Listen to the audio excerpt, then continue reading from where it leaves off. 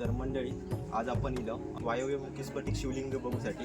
तर ह्या ठिकाण मालवण सुकळवाड रोडला लागूनच असलेल्या सावरवाड या गावात असा. तर चला तर मी तुमका या ठिकाण दाखवतो. चला बघूया.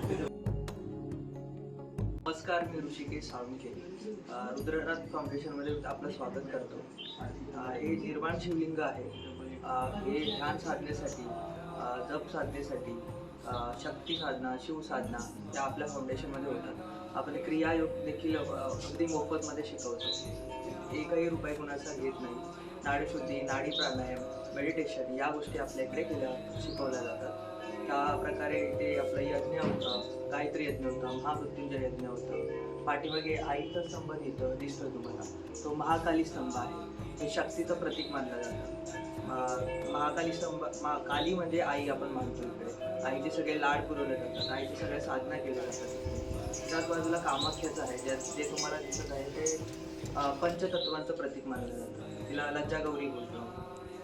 त्याच्याच बाजूला आहे नागराचं स्थान, ते आपलं याचा रक्षक आहे, आस्थानाचा रक्षक आहे.